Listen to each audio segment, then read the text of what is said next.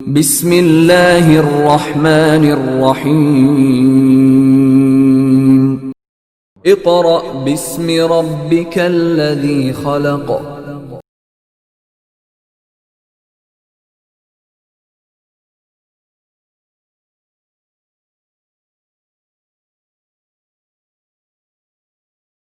बिस्मिल्लाहिर्रहमानिर्रहीम।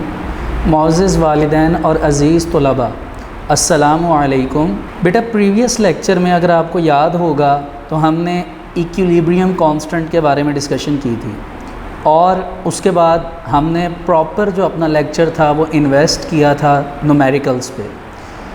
तो I think so हमने जितनी एग्ज़ाम्पल्स थी वो भी कंप्लीट कर ली थी। फिर एक्सरसाइज में से 2 शॉर्ट क्वेश्चन पार्ट में थे, एक क्वेश्चन था उसके 2 पार्ट थे शॉर्ट, हमने वो भी किए। फिर एक एमसीक्यूज़ भी हमने किया था और लास्ट में मैंने आपको एक्सरसाइज के जो न्यूमेरिकल्स थे, न्यूमेरिकल प्रॉब्लम्स 4 क्वेश्चंस थे, उनमें से पहले 2 परफॉर्म भी कर बताए थे। और मैंने लास्ट पे आपको ये भी याद करवाया था और बताया था कि अगली जो 2 न्यूमेरिकल प्रॉब्लम्स हैं जो एक्सरसाइज की हैं, वो दोनों न्यूमेरिकल प्रॉब्लम्स आपको जो आपकी एग्ज़ाम्पल प्रॉब्लम है 9.3 solve PCl3 + Cl2 to form PCl5, जिस तरह वहाँ पे Kc की वैल्यू देकर उसको सॉल्व आपने किया था और उसका आंसर निकाला था, वैसे ही ये 2 न्यूमेरिकल्स परफॉर्म होने हैं। तो मैंने पहले तो ये कहा था कि मैं ख़ुद परफॉर्म करूँगा, लेकिन मुझे ये रियलाइज़ हुआ कि इतनी ज़्यादा प्रैक्टिस करवाने के बाद और इतना आपका गौर व फ़िक्र करने के बाद वो दोनों न्यूमेरिकल्स आप ख़ुद कर लेंगे। तो फिर मैंने आखिर पे यही अपने तौर पे डिसीजन लिया है कि ये दोनों न्यूमेरिकल्स आपने ख़ुद करने हैं। अगर इसमें ख़ुद आपसे परफॉर्म ना हो, फिर कोई आपसे प्रॉब्लम हो या आपका आंसर ना सही आ रहा हो, स्पेसिफ़िकली इसमें यूनिट का प्रॉब्लम होता है, अगर वो आपसे ना आ रहा हो यूनिट, तो आप डिस्कस बाद में आकर कर सकते हैं। ठीक है, अब हम अपने लास्ट टॉपिक पर आते हैं। आज हमारे चैप्टर का लास्ट टॉपिक है जिसका नाम है इम्पॉर्टेंस ऑफ इक्विलिब्रियम कांस्टेंट। मैंने वैसे उसको सामने लिख दिया है इम्पॉर्टेंस ऑफ इक्विलिब्रियम कांस्टेंट। तो इसकी असल में 2 टर्म्स हैं जिनकी हमने बात करनी है। 2 टर्म्स कह लीजिए या 2 टॉपिक्स कह लीजिए, सब टॉपिक्स कह लीजिए। The first is extent of reaction and the second is predicting direction of reaction. अब आप ये सोच रहे होंगे कि बुक में पहले हेडिंग डायरेक्शन ऑफ रिएक्शन की है, एक्सटेंट ऑफ रिएक्शन बाद में है, तो क्योंकि मैंने पहले प्रिडिक्टिंग डायरेक्शन ऑफ रिएक्शन को एक्सप्लेन करना है, इस वजह से मैंने इसको सेकंड नंबर पे लिखा है।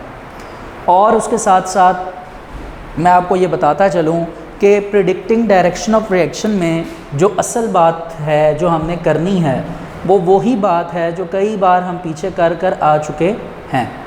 जैसे डायरेक्शन ऑफ रिएक्शन से मुराद ये है कि कितनी तरह की डायरेक्शन है हमारे रिएक्शन की। तो मैं आपको ये रिवाइज़ करवाना चाहता हूँ कि अभी तक जिस रिएक्शन पे हमारा फोकस था वो है रिवर्सिबल रिएक्शन, और उसी रिवर्सिबल रिएक्शन की 2 डायरेक्शंस हैं। The first is forward and the second is reverse. ठीक है, और ये भी मैं आपको याद करवा दूं कि ये दोनों डायरेक्शन जो थी लॉ ऑफ मास एक्शन के अंदर हमने प्रॉपरली इसकी डिस्कशन की थी। तो मेरा ख़्याल है इन डायरेक्शंस में तो आपको कोई प्रॉब्लम नहीं है, लेकिन थोड़ा सा यहाँ पर हमने इस डायरेक्शन ऑफ रिएक्शन के पीछे एक वर्ड इम्प्लीमेंट किया है विच इज़ प्रेडिक्ट। प्रेडिक्ट का मतलब सपोज़ करना। तो यहाँ पे कुछ एक ऐसी एग्ज़ाम्पल हम सपोज़ करेंगे जिससे हमें डायरेक्शन ऑफ रिएक्शंस का पता चल सकता है। जैसे मैंने एक बीकर लिया, उसमें मैंने हाइड्रोजन ली प्लस आयोडीन ली, जिससे हाइड्रोजन आयोडाइड बन गया। It is forward direction. Second, hydrogen iodide split होगा और वो दोबारा हाइड्रोजन और आयोडीन बना देगा। ठीक है, ये थी रिवर्स डायरेक्शन। अब हमें कैसे पता चलेगा कि फॉरवर्ड डायरेक्शन कब हो रही है और रिवर्स डायरेक्शन कब हो रही है? ये तो हमें पता है कि फॉरवर्ड और रिवर्स दोनों डायरेक्शन होंगी और एक वक्त पे आके ये दोनों इक्वल हो जाएंगे। इसको हमने इक्वेशंस की फॉर्म में भी समझ लिया, डायग्राम की फॉर्म में भी समझ लिया, हत्ता कि इसको लॉ की फॉर्म में भी समझ लिया। लेकिन फॉरवर्ड डायरेक्शन कब आएगी, उसकी न्यूमेरिकल वैल्यू क्या होगी, और रिवर्स डायरेक्शन कब आएगी, उसकी न्यूमेरिकल वैल्यू क्या होगी, ये हमने देखना है। तो कुछ साइंटिस्ट ने पहले से ही मेजर किया हुआ है, उसी एग्जांपल से स्टार्ट करेंगे। H2 + I2 to form 2HI। Scientist ने पहले ही मेजर किया हुआ है कि जब ये रिएक्शन बैलेंस होता है, इसकी जब Kc की वैल्यू आती है कांस्टेंट इक्विलिब्रियम कांस्टेंट की वैल्यू आती है तो वो इसकी Kc की वैल्यू होती है 57.0 एट 700 केल्विन। ठीक है, केल्विन भी एक स्केल है। 9th क्लास फिज़िक्स के लास्ट चैप्टर में आपने 3 तरह के स्केल पढ़े थे, तो यकीनन आपको समझ आ गई होगी। तो यानी इस टेम्परेचर पे इतना आंसर इस रिएक्शन का Kc का आता है।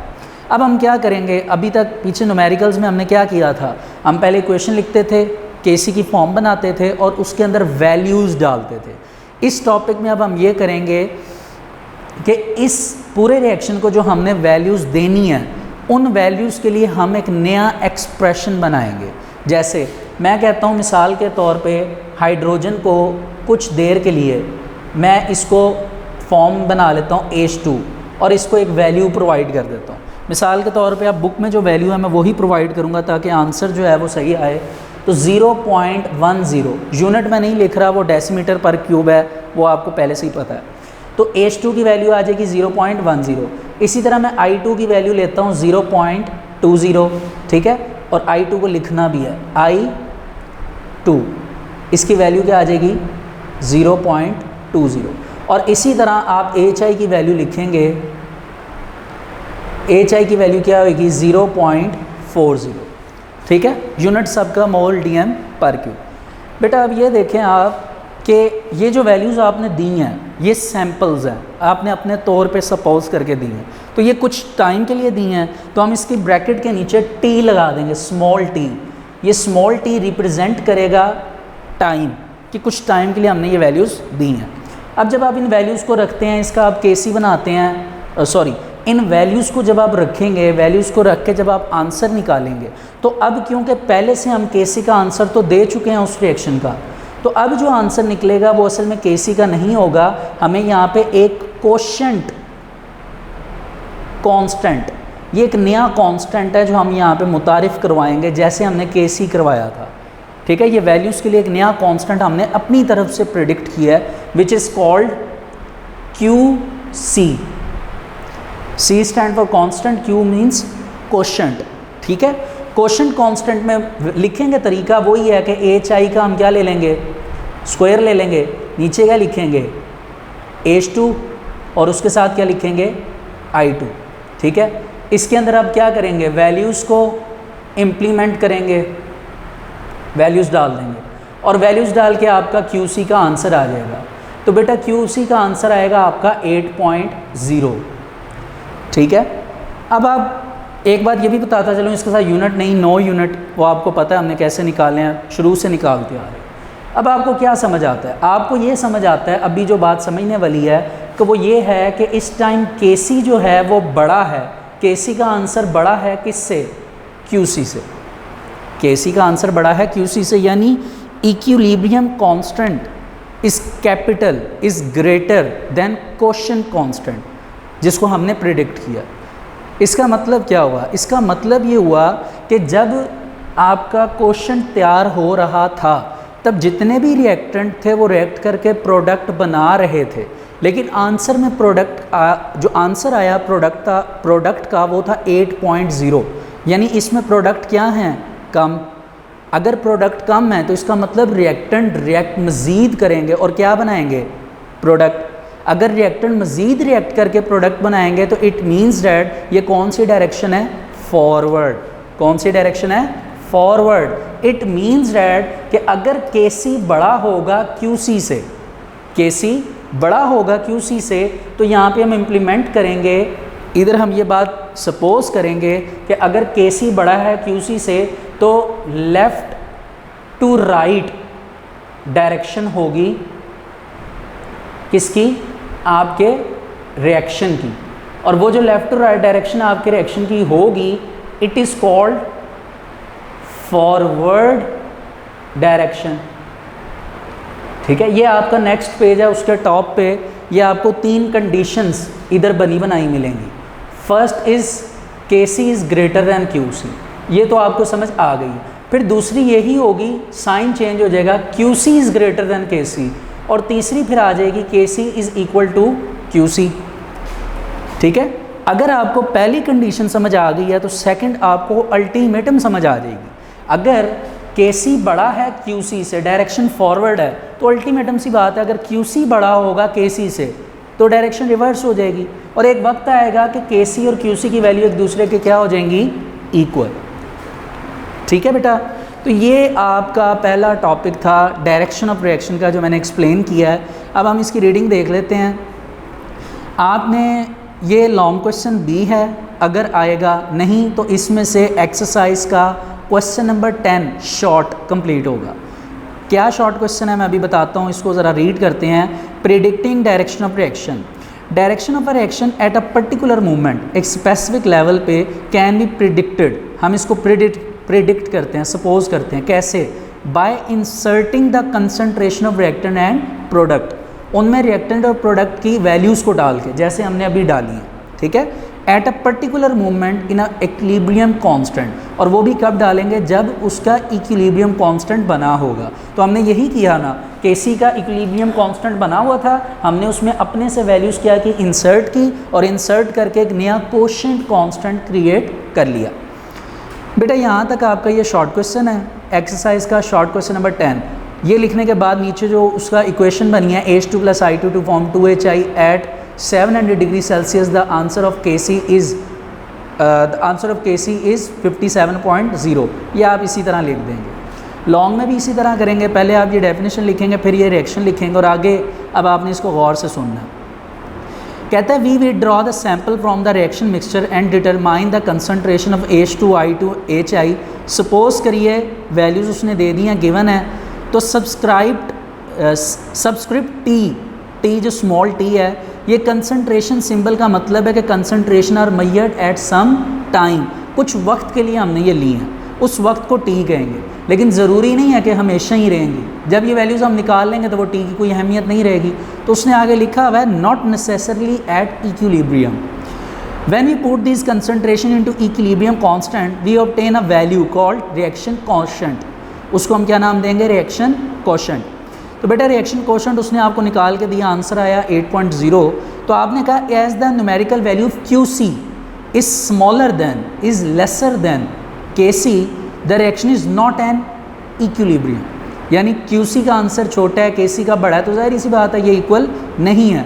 तो अब अगली लाइन को आपने अंडरलाइन कर लेना है, इसको बड़े ही इत्मीनान और गौर के साथ पढ़ना है, तब आपको ये सारी बात समझ आएगी। वो लाइन क्या है, it requires more concentration of product, कि QC को मज़ीद प्रोडक्ट की ज़रूरत है। Therefore reaction move in the forward direction, जब प्रोडक्ट की ज़रूरत है तो आपको पता है प्रोडक्ट राइट साइड पे होता है, तो प्रोडक्ट अगर चाहिए तो लेफ़्ट साइड से रिएक्टेंट देने पड़ेंगे, तो जब रिएक्टेंट देंगे प्रोडक्ट बनाने के लिए तो डायरेक्शन अल्टीमेटम कौन सी हो जाएगी, फॉरवर्ड। ठीक है, the reaction quotient is useful, इसका हमें बड़ा फ़ायदा है, बिकॉज क्योंकि it predicts the direction of the reaction by comparing the value QC with KC।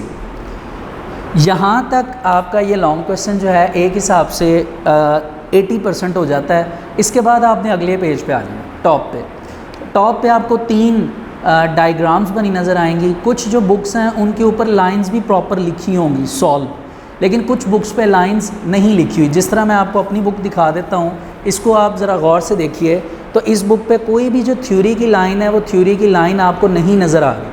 ठीक है, इस पे ऊपर कोई भी थ्योरी की लाइन नहीं लिखी हुई। आपने इधर जो कुछ थ्योरीज़ की लाइन है वो आप PDF से इधर कॉपी कर लीजिएगा, वो लाइंस मैं आपको समझा देता हूँ, थ्योरी में आपने वो याद भी करनी है। तो वो लाइन क्या होगी, पहली आपको जो ऊपर लिखा हुआ नज़र आ रही है डायग्राम, वो क्या है, QC बना हुआ है, KC बना हुआ है, सेंटर में एक लॉन्ग लाइन है जिसके ऊपर फॉरवर्ड लिखा हुआ है। क्यों? क्योंकि KC is greater then QC। ठीक है, तो वही लाइन ये होगी कि अगर KC बड़ा है QC से तो डायरेक्शन लेफ़्ट टू राइट होगी, यानी फॉरवर्ड। इसी को चेंज कर लें, चेंज करेंगे तो क्या होगा कि अगर मैं इसी को चेंज कर दूं इसी के अंदर, तो मैं ये चेंज करूंगा, मैं कहता हूं कि QC बड़ा है KC से, तो अब डायरेक्शन लेफ़्ट टू राइट नहीं होगी बल्कि डायरेक्शन चेंज हो जाएगी। कैसे? ये हो जाएगी राइट टू लेफ़्ट डायरेक्शन, और इस टाइम हम इस डायरेक्शन को क्या नाम दे देंगे, रिवर्स। क्या नाम दे देंगे, रिवर्स। तो इस तरह अगर KC बड़ा है QC से, डायरेक्शन क्या हो जाएगी, फॉरवर्ड। अगर QC बड़ा है तो डायरेक्शन क्या हो जाएगी, रिवर्स, और अगर दोनों एक दूसरे के इक्वल हैं तो क्या आ जाएगा, इक्विलिब्रियम।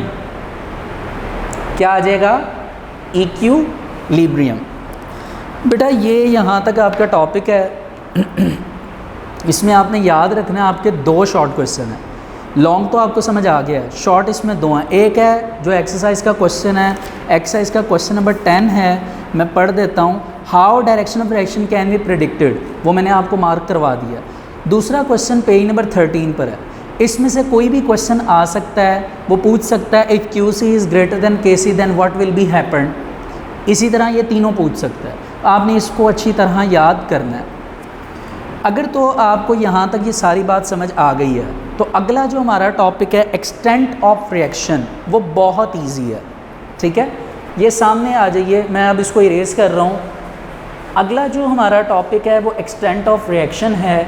अगर तो आपको अभी तक की सारी बात समझ अच्छी तरह आ गई है तो एक्सटेंट ऑफ रिएक्शन आपको बहुत जल्द समझ आ जाएगा। एक्सटेंट ऑफ रिएक्शन का मतलब क्या है, और मैं आपको ये बता दूं कि इधर हमने सिर्फ KC की बात करनी है एक्सटेंट ऑफ रिएक्शन में, इसमें हम QC की बात नहीं करेंगे, क्योंकि QC की बात हमने सिर्फ पिछले टॉपिक तक की थी, क्योंकि वहाँ पे हमने प्रिडिक्ट किया था, सपोज किया था। ठीक है, तो पेज नंबर 13 पे एक्सटेंट ऑफ रिएक्शन में जब आप आते हैं तो एक्सटेंट ऑफ रिएक्शन से मुराद के रिएक्शन किस तरह बढ़ सकता है।